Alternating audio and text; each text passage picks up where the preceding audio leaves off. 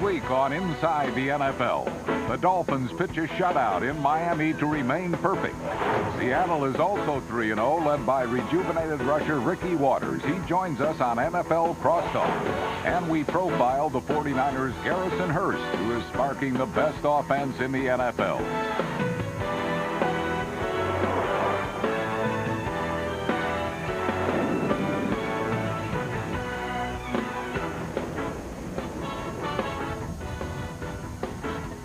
Hello, everybody. Welcome to this week's show. I'm Len Dawson, along with Nick Buonacani, Chris Collinsworth, and Jerry Glanville. We want to talk about football, in particular, quarterbacks. The veteran quarterbacks once again showing that they can win. The young quarterbacks showing they cannot win. In the AFC, for example, the three top quarterbacks are Elway, Moon, and Mark Brunell. The bottom of that pile, you've got Cordell Stewart, Peyton Manning, and Ryan Leaf. Now let's talk about interceptions. The top three, just 2 interceptions.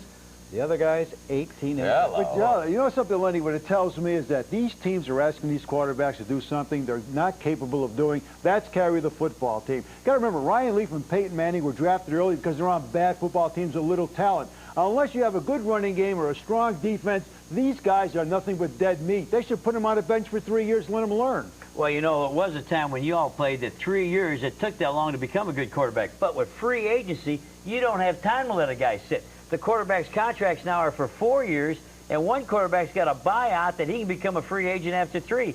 So you have to play him and hope you can win some games while they're learning their craft. Can I buy your contract out there? Is that won't cost much. It won't cost much. I have one question. Why is Charlie Batch the quarterback of the Detroit Lions? Here's a rookie. He's played 3 games in the National Football League. Actually, he's watched 3 games in the National Football League. He comes in and replaces Scott Mitchell. Yes, the Lions are 0-2. Scott Mitchell's not much of a quarterback. I agree with all those things. But when you look at the Lions historically, they always start slowly, then they make a big run, and they either make the playoffs or they get very close to it. They have a once-in-a-lifetime back in Barry Sanders, and now they're throwing away their entire season by starting a rookie quarterback. Their season's done. So you've buried the Lions once again. I see that. I can understand playing a young quarterback, but my question is, why don't you simplify things for this guy? You know, you can't build confidence on failures. There's something that he must be able to do or you wouldn't have drafted him, so work on that particular phase of it. What most coaches do, they give him that entire playbook, and they say, well, throw it against the wall and hope something sticks. Oh, it's sticking, all right in the DB's hands. That's where it's sticking. You're right about that. Once again, we know that it's a veteran quarterback that's going to lead somebody to the Super Bowl.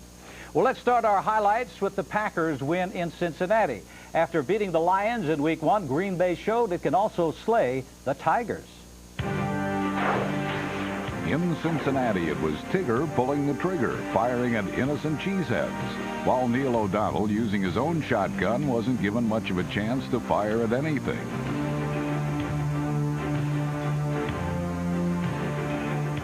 The Packer defense shut down the league's most accurate quarterback, along with his offense, as they held the Bengals to under 2 yards per carry.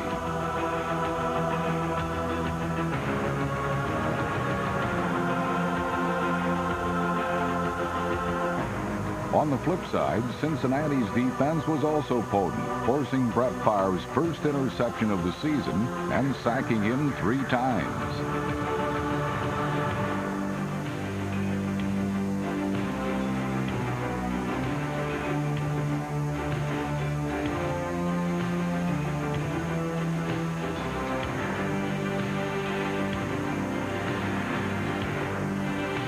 But defense alone wouldn't win this game, and Favre once again made the difference.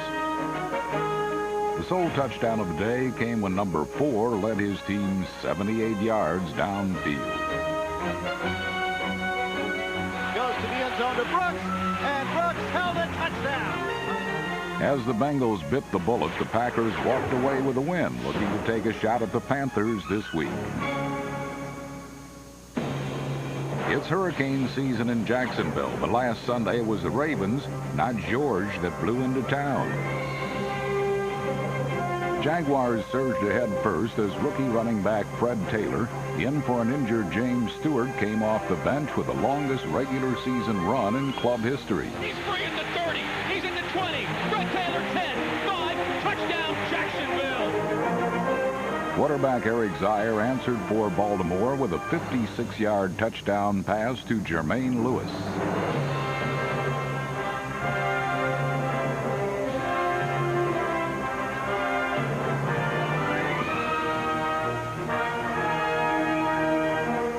Jacksonville, however, blew away the Ravens' hope for a win with solid defensive play. Mark Brunell secured the Jaguars' third straight win, throwing 2 touchdowns, including the longest scoring pass of his career, a 72-yarder to Jimmy Smith. He's at the 20. Jimmy Smith 10-5. Touchdown. 74 yards. Jacksonville finished with over 500 yards in total offense, and now with James Stewart out for the season, Fred Taylor will be primed and ready to take the Oilers by storm.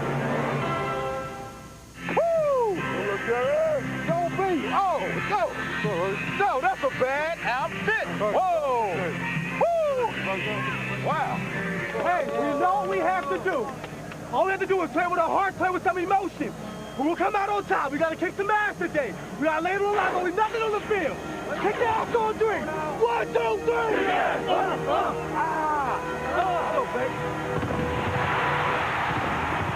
When the haze cleared, it was the Oilers that were smoked, as the Patriots' defenders were the only ones showing any pop.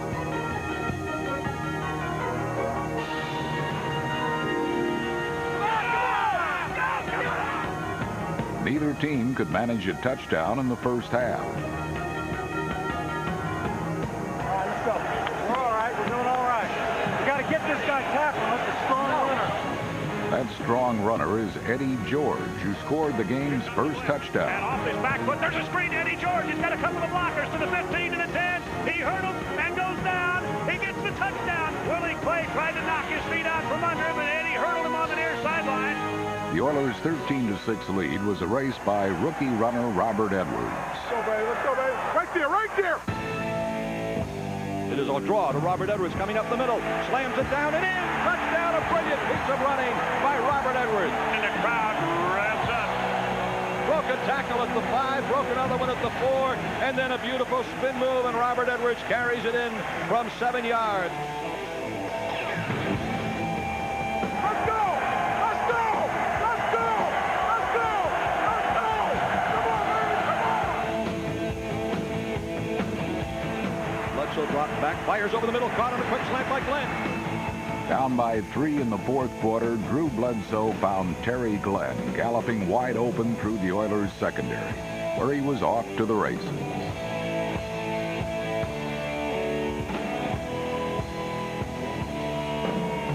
Glenn's remarkable 51-yard catch and run gave New England a 20-16 advantage. At the 10, turns outside to the 5, and he goes in.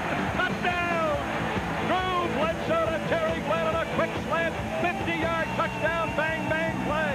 Patriots take the lead.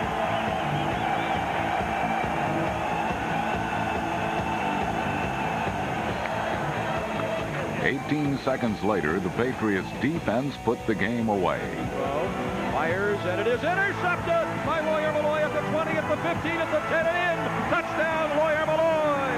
First turnover of the season by the Tennessee Oilers, and the Patriots turn it into a touchdown. Lawyer Malloy. We got the juice, kid. New England's 2-1 start has them in good position to possibly claim their third straight AFC East title. Coming up on HBO's Inside the NFL, we'll feature the 49ers game breaker Garrison Hurst and extend the laurel to former quarterback Jim Hardy on our NFL storybook. One thing you do not want to miss this week. We put a microphone on John Randall, the outstanding defensive lineman of the Minnesota Vikings. He's a little crazy. It's a little different. You're going to enjoy that one. Nick, big game in the AFC this week. The Jacksonville Jaguars travel to Tennessee to take on the Oilers. So many injuries on the Jaguars defense, especially on that defensive line. And they lost their outstanding running back, James Stewart. Yeah, they have a quarterback named Mark Brunell. He makes up for a little bit. I want to talk about Tennessee's offense, or I should say lack of offense. They have Yancey Thigpen, all-pro wide receiver. They go out and draft Kevin Dyson, a burner at wide receiver. So what's the longest pass play to a wide receiver against the Patriots? 10 yards. What is wrong with these guys? And when the point of your offense is to get the football to Eddie George and run the ball, that means at some point in the game you have to take it and throw it down. Even if you don't catch it, Even if you don't catch it, at least it scares those safeties out of run support. And we're talking about the Oilers. You might as well say this. In the last 2 games, they scored 1 touchdown a game. Win. Who are you going to beat in the National Football League scoring 1 touchdown? not the Jacksonville Jaguars, not the way Mark Brunell's on top of his game. You talk about throwing deep. He threw 2 deep balls to Jimmy Smith for 116 yards. Jimmy Smith, you have Keenan McCardell. Weapons. And Nick, I really think as good a running back as James Stewart is, Fred Taylor is just as good, and he's a better receiver coming out of the backfield. Fred Taylor happens to be a Gator, the place that Go you went Gators, to school, go right? Gators. Here's a guy who's used to carrying the football 30 times a game for the Gators anyway. All you do is change uniforms. I like Jacksonville. Jacksonville. Jacksonville. Jacksonville. Jacksonville. Well, the Jaguars, they aren't the only team that can ring up points. Last week, St. Louis had their money in the banks. Tony Banks. They say it's lonely at the top, but going into last Sunday, the winless Rams had lots of company at the bottom, including the 0-2 Buffalo Bills. The Rams appeared ready to cross their names off the league's loser list as Greg Hill keyed a 3-play, 98-yard scoring drive in the second period. Hill rushed for 158 yards and 2 scores in the game, and his first touchdown gave St. Louis a 10-7 lead. But Buffalo responded with 21 unanswered points. Andre Reed was one Bills veteran who conjured up visions of Buffalo's glory years of yore. And Thurman Thomas also made it seem like old times. Pitch out, run to the left, and Thurman at the 10, the 5, and he runs in for the touchdown. Thurman Thomas. Rob Johnson even looked a little bit like Jim Kelly. He's going to throw, he's got a man, Reimers for a touchdown. But in the Rich Stadium den, a lone fan wasn't convinced that happy days were here again. As the third quarter neared conclusion, the Rams mounted an impressive comeback. Back to throw is Banks. Over the middle. Ampley makes the catch by spin. Touchdown, St. Louis. Wow. Ampley with a great catch and a remarkable spin move at the 5. St. Louis narrowed the deficit to 31-28. But a long march was stopped before it even got started. Backed up in their own end zone, the Rams lost some momentum and lost Greg Hill, who suffered a broken leg when he was tackled for a safety. Tackle for a safety. He goes down 10 Washington. What really hurts you now is you got to punt the ball out. That's right. And, of course, the field goal now will do the Rams no good after the 2 But Tony Banks would find vindication for being stopped at the 1-yard line in the last-second loss against Minnesota the week before. The Rams with no timeouts left. Tony Banks takes the snap, rolls, sets, wants to throw. He's going to run for the end zone. Touchdown!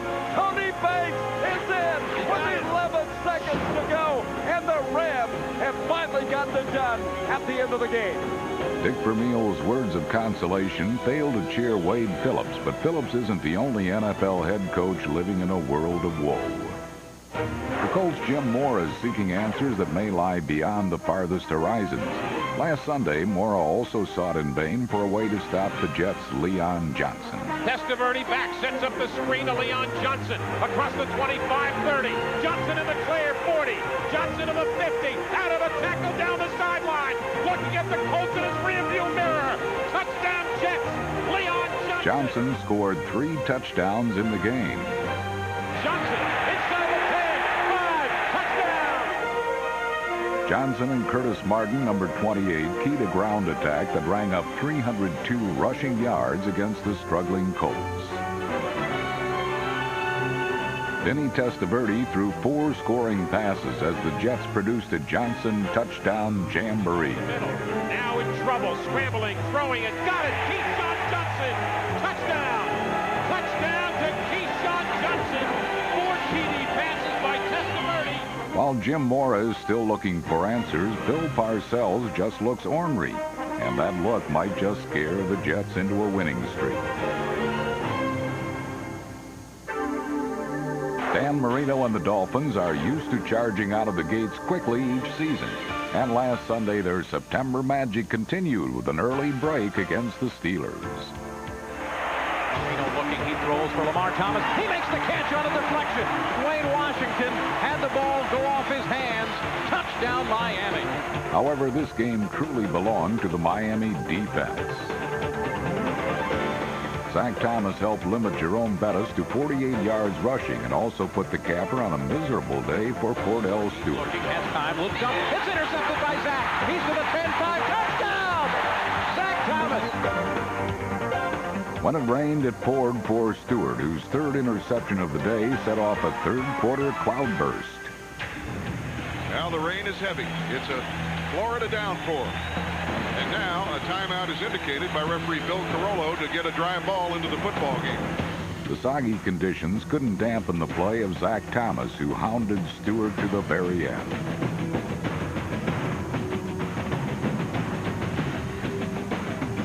With their wheels stuck in the mud all day, the Steelers suffered their first shutout loss in 5 years.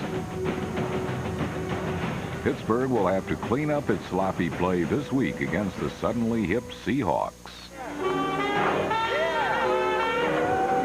Yes, Seattle is feeling pretty peppy these days as the team is swinging to the sounds of a perfect record.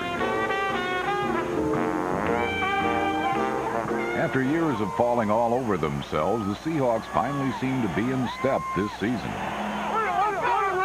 Let's have the fun and let's dominate. Dominate on 3. 1, 2, 3, dominate! Last Sunday, the Seahawks raced ahead of the Redskins on the game's opening kickoff. Coming up, it's going to be grabbed by Broussard at the 10, to the 15. Veers right to the 20, finds the seam to the 30. Down the sideline. He's going to go all the way. Touchdown, Seattle. Steve Broussard goes 90. For you folks who are still outside trying to get in, wow, did you miss it? He went right up the middle of the field, veered right. There was a wall of blue shirts, a.k.a. a picket fence, and he was gone. Steve Broussard's first career touchdown return gave Seattle a quick 7-0 lead. The Redskins soon tied it on the arm of Trent Green, who threw for nearly 400 yards in the game. Back goes Green. He's going deep down there. Westbrook into the end zone. Touchdown, Washington Redskins. Though the Seahawks were beaten statistically on the day, they won the battles that mattered most.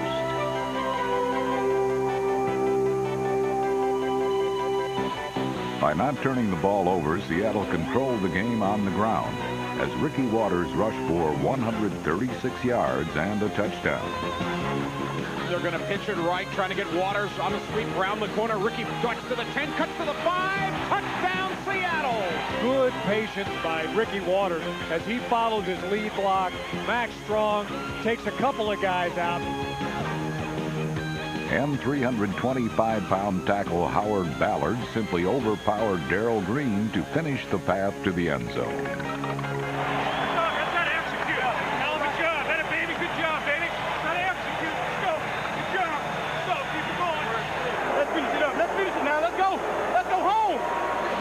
Seattle put the game away in the third quarter. Roll into the right, moon off play action to throw, wide open, touchdown Seattle, Mike Christian. Another Seahawks win has everyone in Seattle loving life and one another.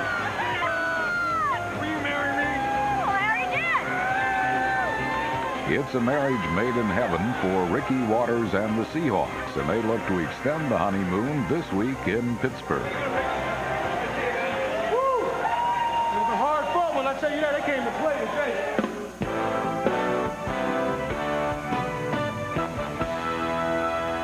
This week, Ricky Waters and the Seahawks are traveling to Pittsburgh to take on the Steelers in their struggling offense. Ricky joins us now on NFL Crosstalk. Ricky, you look a little bigger this year. You trying to become the next Jerome Bettis, or what's happening out there? Well, I just keep getting bigger every year. I don't know what it is. I guess I'm just growing into my body or something. Yeah, I'm about 235 right now. I can tell by the hairdo. You're growing everywhere out there. You know, I always wanted to be 6'6", so I figured, you know, this is a good way to get it. Sounds good to me. Hey, you know, people blamed you for almost anything that went wrong in Philadelphia, and now the Eagles are 0-3 without you. Does this in some way vindicate your days in Philadelphia? Oh, I wouldn't call it that. I look at it as in, you know, I'm happy with where I am now, and everything that's happened for a reason. You know, it's all part of God's plan, and I'm happy to be here with the Seahawks. We're doing great. We're off to a great start, and I wish them well back there. There's no enemies back there, anything like that. You know, when I went back there and played against them, we had a lot of fun. Actually, you know, winning that game was a big thrill, but I mean, I take every game the same. You had a lot of fun. I'm not so sure they had a lot of fun playing against you. But the Seahawks now this week are trying to go 4-0 for the first time in their franchise history. but you've beaten teams along the way that have just one win between them. How good is this team? You played on a world championship team. Is this team in that caliber? I think this team can be as good as we want to be. We have all the talent in the world. I mean, we have like a potential all-pro at almost every position, and our tight ends, they block so well. You know, it's just our whole package is coming together right now, and I think that right now we're establishing the run, which is what we wanted to do, and we know that we can be a lot better in the passing game, and when it all comes together, man, it's going to be something special. That's how we feel. One of the main offensive threats that you guys have, along with yourself, of course, Joey Galloway. He went out of the ball game last week with the sprained ankle. Is he going to be okay this week? He's going to be okay. He's a warrior. He's a strong guy. I mean, everything about him is kind of deceiving the way he plays because he's so smooth. He is a very strong guy, very physical guy, and obviously a very fast guy. Very fast. Very fast indeed. Ricky, we appreciate you taking a little time to be with us, and good luck this week. Oh, thank you. Thanks a lot. Ricky Waters having a great year, but now he has to travel to Pittsburgh to take on the Steelers, and I know from personal experience how tough it is to try and win in Three Rivers Stadium. And I think the Steelers this week are going to get back to what they did best a season ago. That spread things out on the offensive side and create some running lanes for Jerome Bettis. Lenny, I'm taking the Pittsburgh. Well, there's the first one who does not believe that Seattle is for real. What do you think? Chris is wrong. Wrong again. Let me tell you why. I was in Seattle last week studying film. They have two veteran offensive linemen, House Ballard at right tackle, Pete Gendel at left guard, playing the best football I've seen them play, and I'll tell you why. They went to Detroit, got Detroit Lions' best offensive lineman, Kevin Glover at center. He's making all the calls. They're blocking everything perfect. I'm going with Seattle. I hate to agree with you, but I do. Oh, great. Their owner went out and spent $74 million in the free agent market, and one of the big guys that he got was Darren Smith, the linebacker. He's got 4 sacks. He leads the team in tackles, and he's recovered a fumble, intercepted a pass. He's done it all. Hey, man, he sells programs. He does all. It goes against an anemic Pittsburgh Steelers offense. It's anemic because Ray Sherman has employed the West Coast offense. A dink here, a dink there. They're finally going to take the handcuffs off of Cordell Stewart. Let him free. Pittsburgh wins. Ooh, we disagree, ladies and gentlemen. 50-50. Warren Moon has started 198 NFL games in his career, so he has seen just about everything. Last week, the Lions' Charlie Batch started his first NFL game ever and had to face the entertaining Vikings defensive lineman, John Randall. Big dogs are in the house! Consider, if you will, the plight of rookie quarterback Charlie Batch. While making his first NFL start for the Lions, he senses that someone or something is watching him. What he's about to learn is that he and his teammates have crossed into the Randall zone.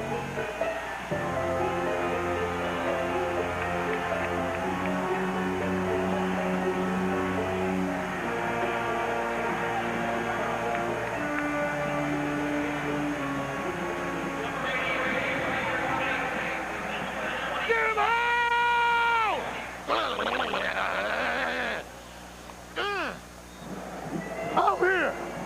I'm ready to rock. Hey, Charlie! Hey, Charlie! Even the most experienced NFL quarterbacks struggle in the Randall zone. So what happened to this rookie was really no surprise. At their 37-yard line, back goes Batch in trouble, steps up, throws on the run, picked off. Robert Griffin. Instead of touchdowns, Charlie and the Lions yielded a batch of 4 turnovers. Looking in trouble. Down he goes. Fumble. Football. It's loose. Scooped up on the Vikings. It is hurry. In the Randall zone, friendships can begin in the strangest of places. Because I'm tackling screwed up, man. I'm tackling down deep. You've been polite and cordial. I'm going to be polite and cordial.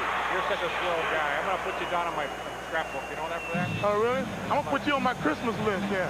How's that? You're a good guy. You want a good Christmas card? Yeah, real nice one. All right, I'll see your Christmas Your card. picture, I want to know. I'm being polite and cordial. I'm telling you everything on an honest level. You know what? Me and you should hang out in off-season together. I know business you're going to be in when you retire. What's that? Selling cars. No. But I'm telling you, me and you should hang out. We should go fishing together.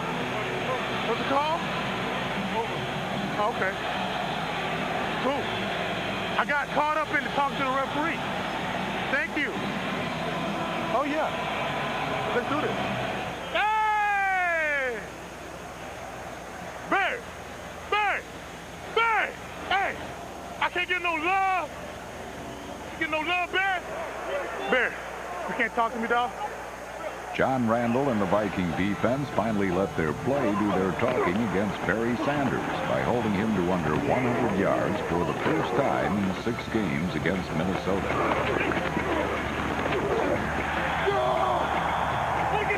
Come on! Tied at 6 in the 3rd quarter, Minnesota's offensive line started landing some heavy knockdown blows.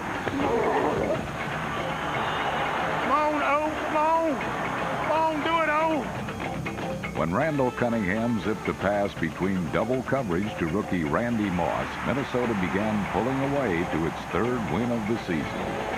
Put that nail in the coffin, baby! Put the nail in the coffin! Cunningham under center to give the horn. Leroy Hart on the run to the 5. Touchdown! All that was left was to mow down the Lions' last resistance. It's on. We cramp the arm on now, damn boy. Brrr. Brrr. Straight down. Hey, you ain't scared, are you? You're not scared of business. Get it done. You afraid of the war?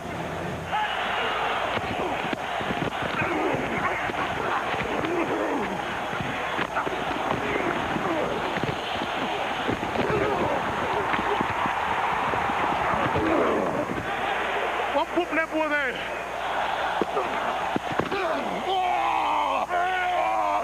Throughout the day, John Randall battled double-team blocking. That wasn't right, Compton.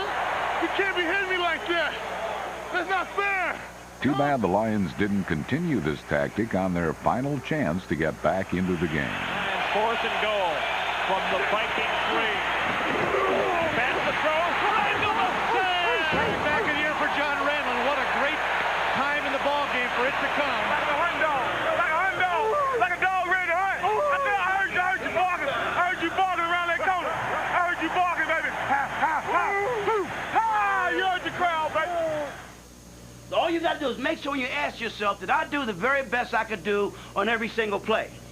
Sometimes you're going to say no. Then you say, all right, what can I do this week to make sure that next week, every single play, I do the best job that I can? That's what it's going to come down to. We are 3-0 right now going into play a team in Chicago who is our big rival. We got to make sure that we play better across the board, one play at a time. Good job.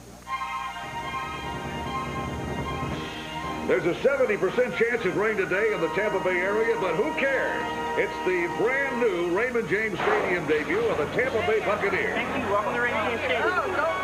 Today it's the Bucs versus the Bears, and the place is already jam-packed and rocking and rolling as we get ready to win our first game of '98. Wartime. It's wartime. Wartime. I don't like Bears anyway. You guys got your bear license, right? You got your bear license.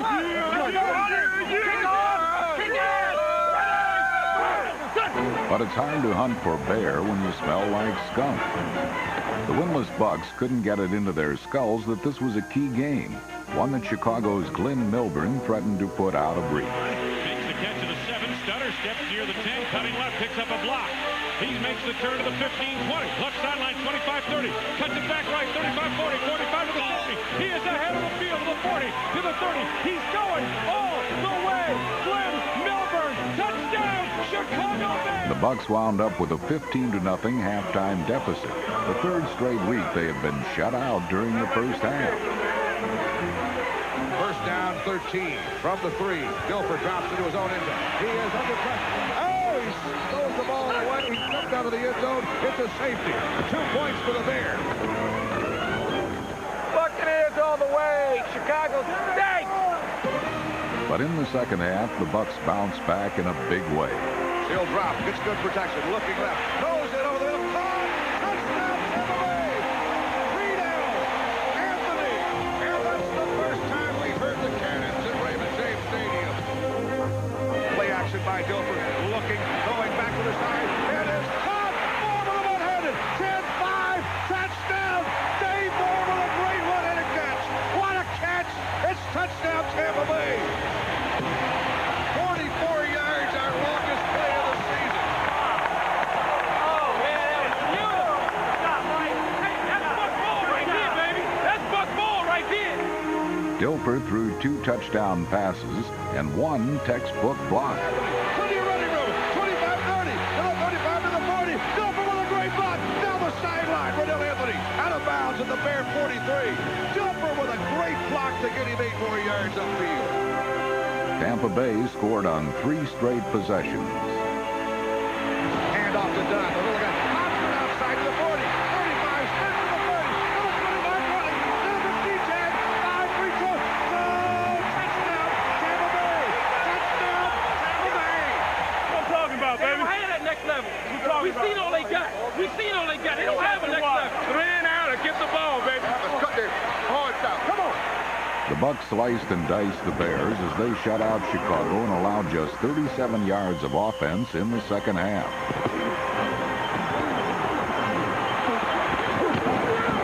Curtis Conway's fumble set up a touchdown. Run it right down his damn throat. Come on, Mike. The Bucs ground game got on track behind Mike A-Train Allstott.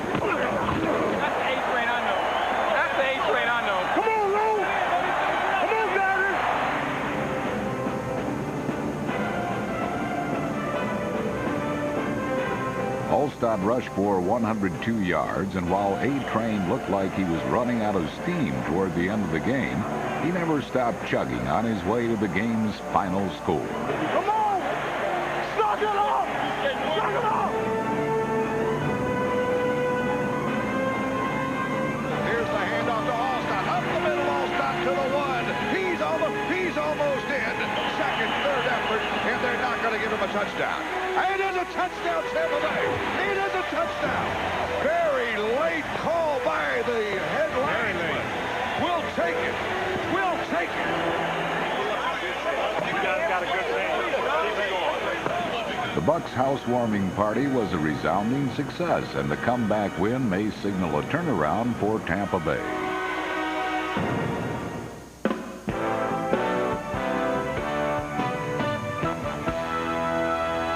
Tampa Bay finally has their running game in gear, something San Francisco doesn't have to worry about since Garrison Hurst has been so terrific. Today he's on top of the world, leading the way for the NFL's most explosive offense. But it wasn't always the case. Armand Katayan tells us about the running back with more ups and downs than the stock market. So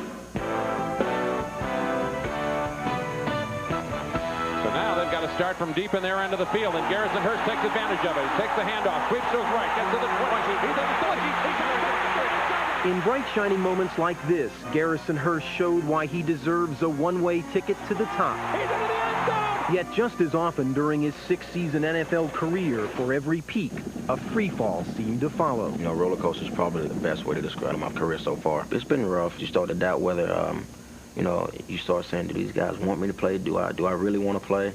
Or am I just that unlucky? At the moment, the 27-year-old Hurst is riding high, gaining more yards in his first 2 games than any running back this decade. A new player living up to old promise. He seems to feel that when the ball's on the ground, you know, I'm going to be the man, and so far he has been, and we're very optimistic that he'll continue to do that. Optimism that exploded his junior year at Georgia when Hurst averaged 140 yards per game and led the nation in scoring. Drafted by the Cardinals with the 3rd pick in '93, Hurst's wild ride in Arizona featured knee surgery his rookie year, conflict with the coach the next, and then comeback player of the year. But lingering questions of his durability and desire cost Hurst his job. Any good memories you take from this whole experience? I doubt it. I was released in Phoenix. That's probably the worst time for me because I never wanted to be a guy to keep changing teams. But he did, spending a frustrating '96 with Cincinnati. And going through that was probably the roughest time for me. Often the measure of a man is how he handles the twists and turns that life tosses in his direction. To understand how Garrison Hurst has handled it, you need to travel back in time to a 2-traffic light town in northeast Georgia. It was here in sleepy little Lincolnton that a 9-year-old first saw his dreams come to life. He and I were watching the Heisman Awards one Saturday. He was lying down on the floor, and he looked up at me and said, "Mama, one day I'm going to win that trophy right there for you."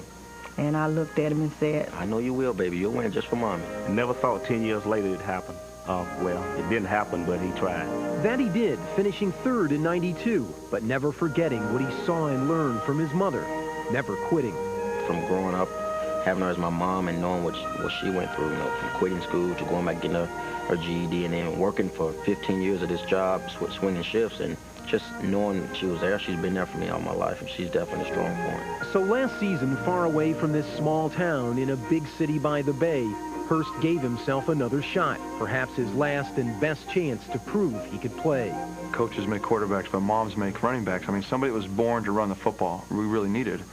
And Garrison was out there, and I had seen Garrison play over the years and knew the kind of person he was.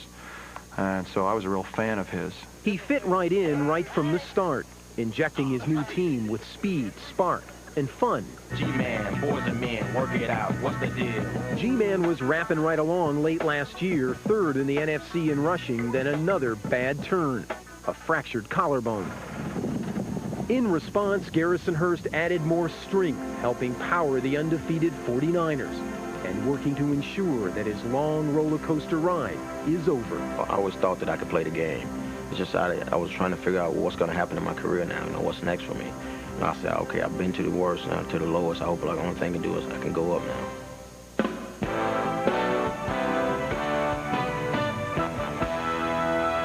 Nick, that story shows me once again if you have a talented, healthy running back, he can do some damage. Yeah, also, if you're in the 49ers system, it doesn't hurt. It rescued Steve Young's career. Looks like it's going to rescue Garrison Hurst. And that very talented running back is going to go up against the Atlanta Falcons this week. And the Falcons' defensive line, they're doing a job. The defensive line, I think, is the strength of the Atlanta Falcons. If you look at Lester Archambault, Travis Hall, Chuck Smith, they not only stop the run, they get after the quarterback. Then you look over, who's the best return guy in the league this year? Watch Tim Dwight. He can bring that ball back. And the 49ers, they have a losing record after a bye. They can't win after a bye. And you're picking?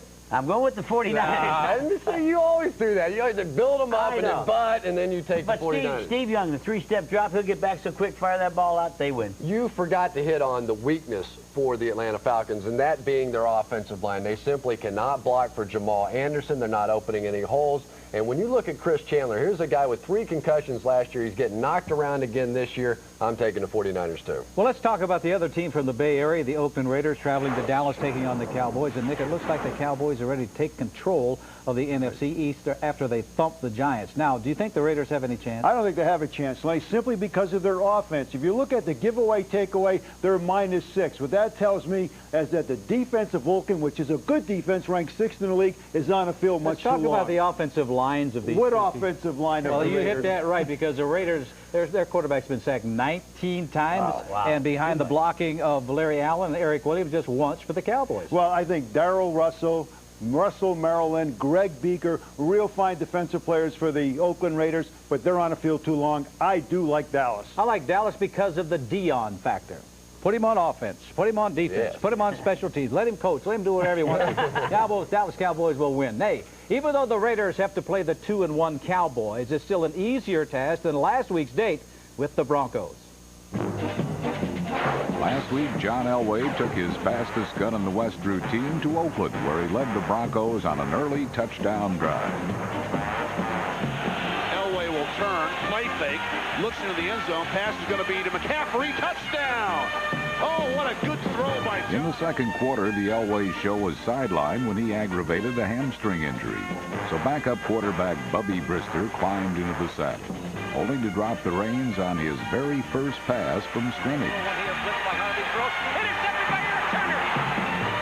Coming up the left side, he's going to score. He's going to go 95 yards. They're not going to get him. Heading to the 10 to 5, and he goes in for a touchdown. Eric Turner. But this was no ordinary Bubby.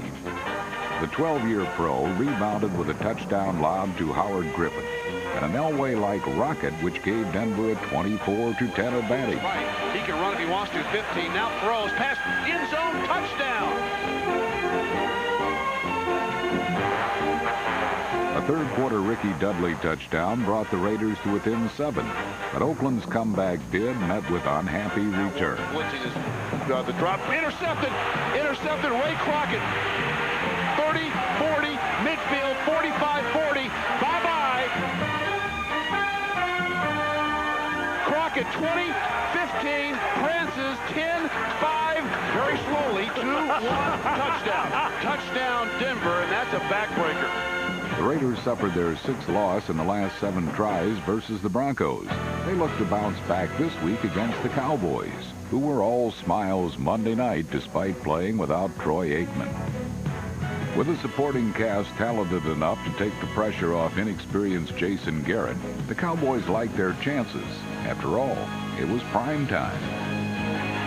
Sanders under it at the 40, coming left, looking for a block, darts back right, now reverses field, comes wide to the right, gets a block at the 45, turns the corner to midfield, slices back left to the 30, a foot race to the 20, say touchdown Deion Sanders, on the punt return, 60 yards. But just when New York was fearing an early cancellation due to a low-rated offensive showing, Sanders was preempted by dehydration, and Amani Toomer quickly exploited the void in the Dallas secondary for 6 points.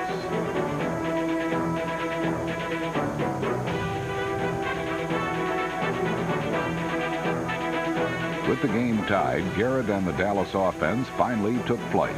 Back is Garrett, great protection, deep middle, caught, first down, and Billy Davis is running away. A downfield block, and he's going 80. Billy Davis, 80 for the Dallas touchdown. Garrett remained unbeaten in 3 career starts, throwing for over 200 yards. But he took a back seat to Sanders, who returned to set up 1 score as a receiver and then added another on defense in a virtuoso performance. Snap back to Cannell. Pressured as he throws deep, intercepted at the 30-yard line. Coming right is Sanders to midfield. Sanders to the 30. He starts the high step at the 25, and he puts the maraschino cherry on a Sunday of an evening with a 70-yard interception return for a touchdown. Sweeter than Sanders' 19th and 20th career touchdowns is the Cowboys' 2-1 record, which puts them alone atop the NFC East. Sam Weish was singing in the rain at Arrowhead. But look, poor Sam forgot his galoshes. And on the rain-soaked field, the Chiefs and Chargers forgot how to hold on to the football.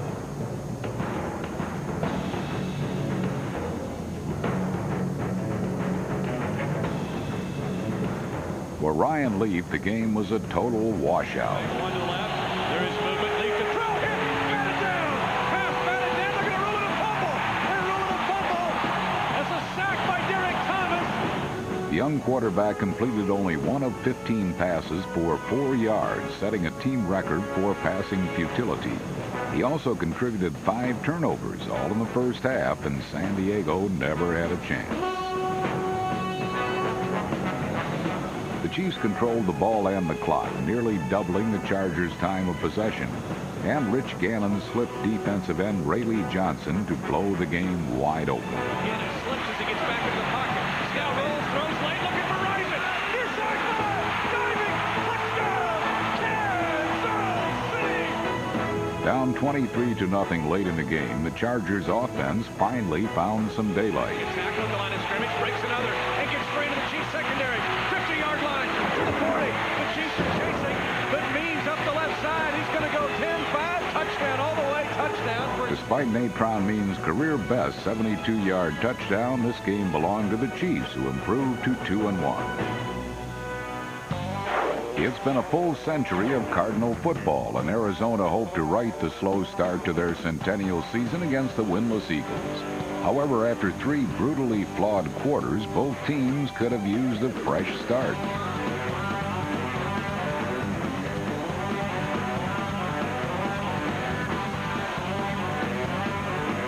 The teams bumbled to a 0-0 tie entering the 4th quarter.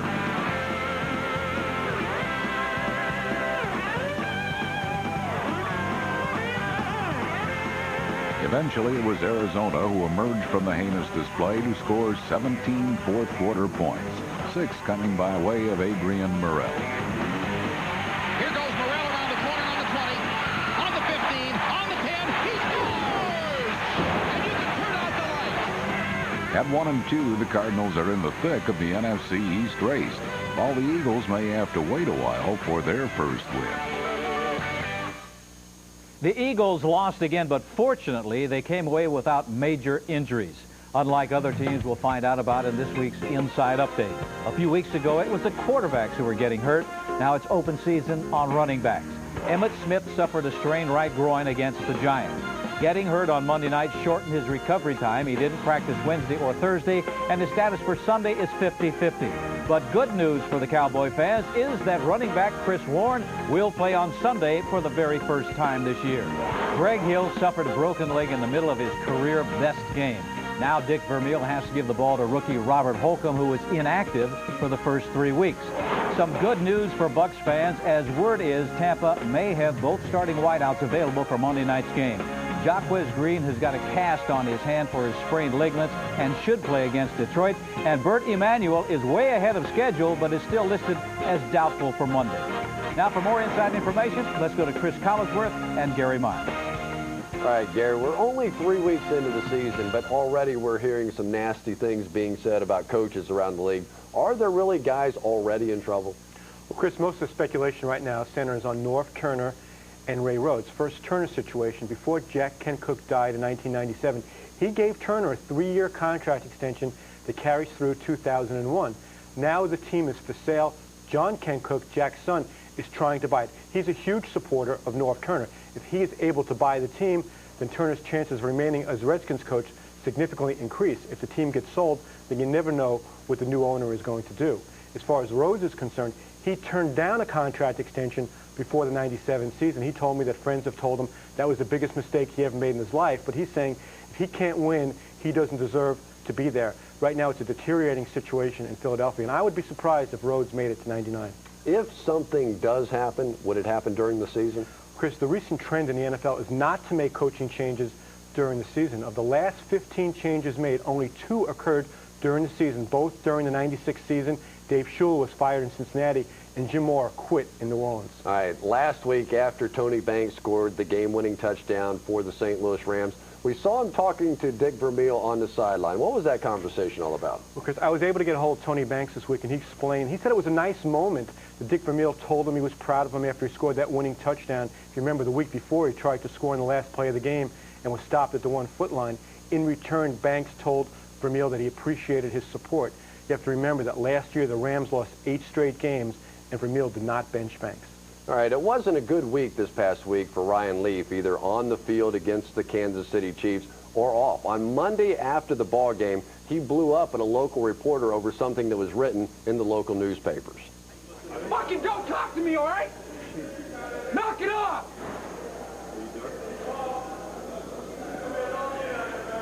Fucking bitch!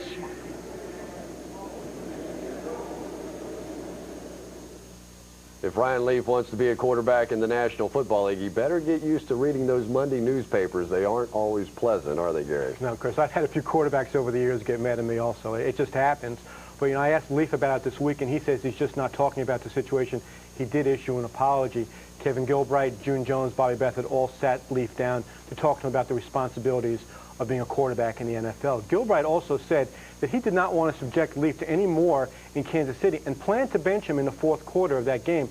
The Chiefs held the ball for almost the entire last 11 minutes of that game, so we never did have a chance to bench him. All right, Gary, thanks. We'll see you next week. Chris. Lenny, back to you. Chris, next up, our NFL storybook, and I hope this lifts the spirits of quarterback Ryan Leaf of the Chargers, who thought he had a bad day last Sunday against the Chiefs. You know, there's an NFL record that has stood for almost half a century, and I'm glad I am not part of this one. On this date, 48 years ago, the Chicago Cardinals' Jim Hardy threw 8 interceptions. Kurt Gowdy takes us back to the day that Hardy set the record for futility.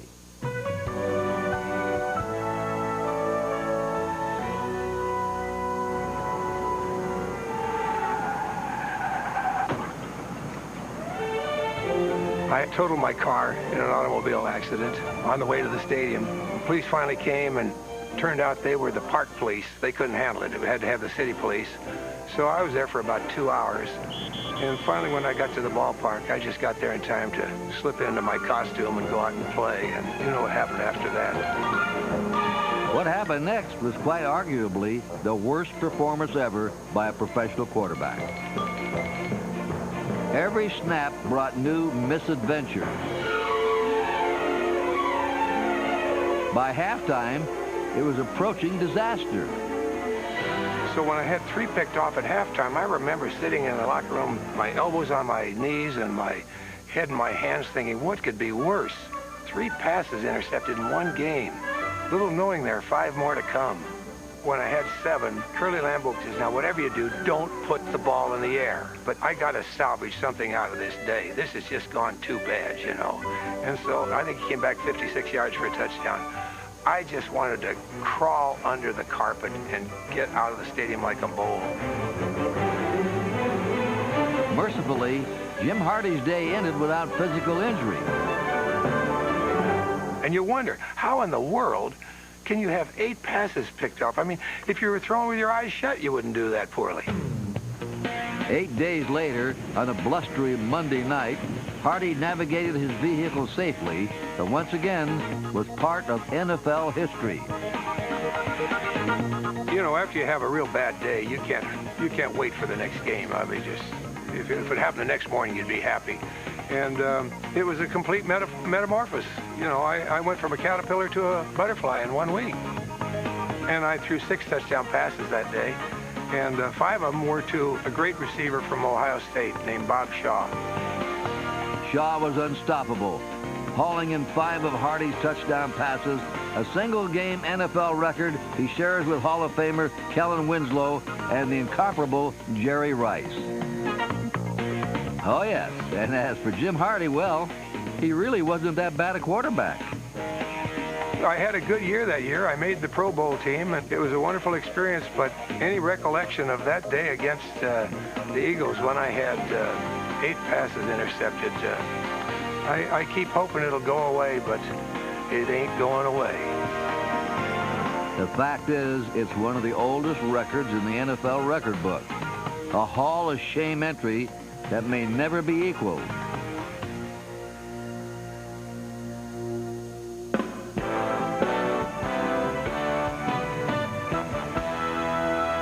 I'm sure a lot of people found that rather humorous, but as an ex-quarterback, I don't know if I like it or not, because the next thing you know, they'll be asking who had the most fumbles in a single game. I know who that was. Yeah, I know. Guy wearing 16 for the Kansas City Chiefs. LD was their Every year, somebody says, you know, you're in the record books. You can't make Center's fault, man. It was a center's fault. Bad weather. No fault last week in the pick segment. Oh, no. You can't get any better than 13-0. Congratulations, man. Oh, yeah. You're great. Where's really Jerry? some sincerity in this.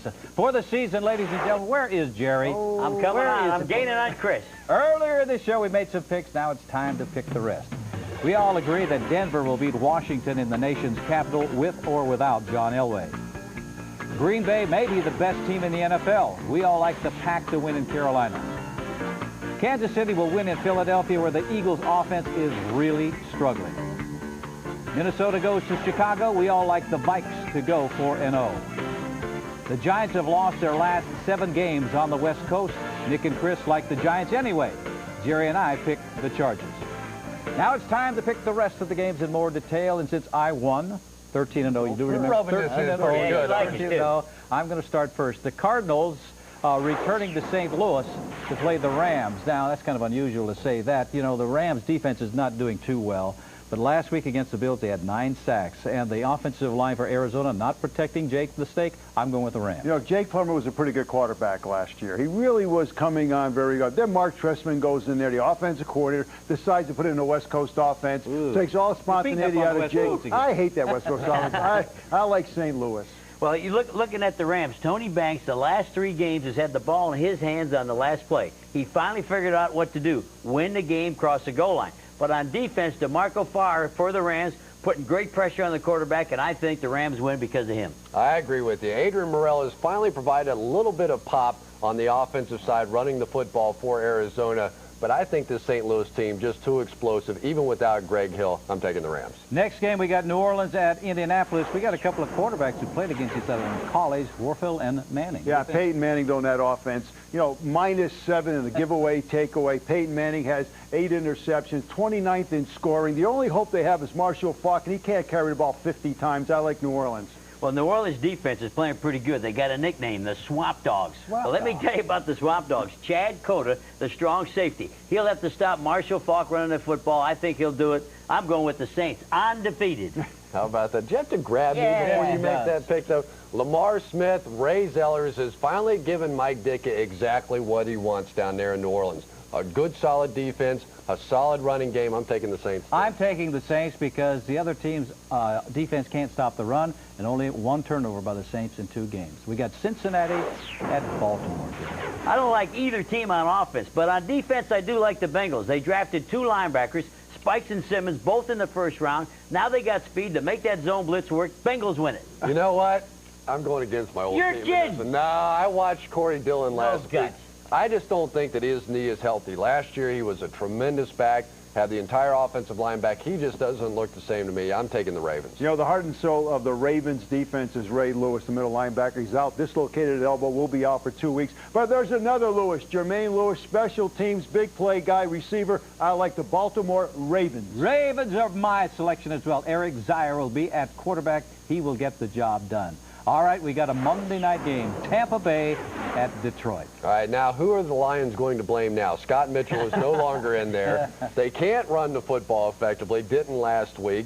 Their receivers are dropping balls, too many penalties. The defense isn't getting any turnovers. I'm taking Tampa Bay. You know, Tampa Bay, I think their whole season is on the line. If they lose this game, they're going to be 3 games behind the Packers in Minnesota.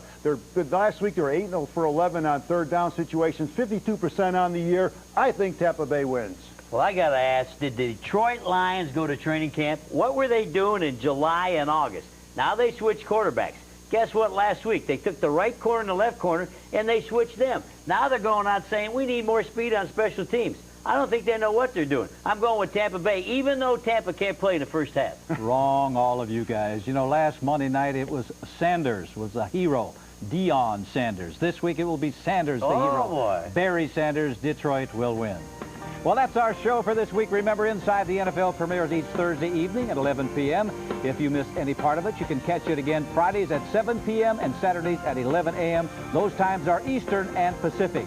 Join us next week from the Twin Cities, Minneapolis and St. Paul, as Inside the NFL goes on the road to preview the big NFC Central matchup between the Vikings and the Packers.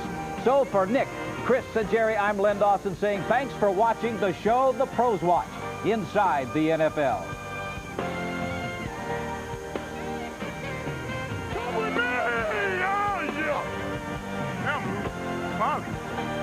I'm blue. I don't know, but what's the thief we know? That's the hard word.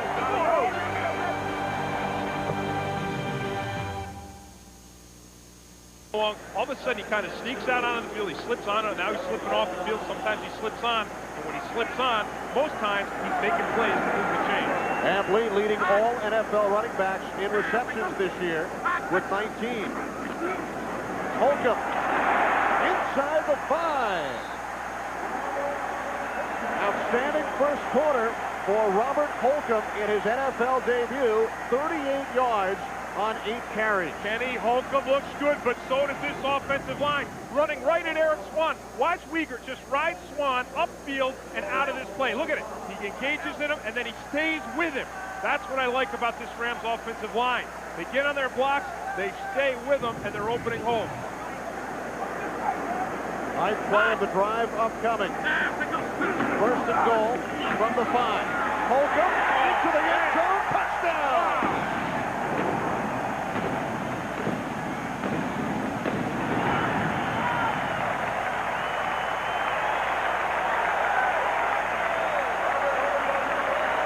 Talk about getting skinny. Did you see Holcomb? Player, Billy McCaffrey. Is there anybody in sports that you don't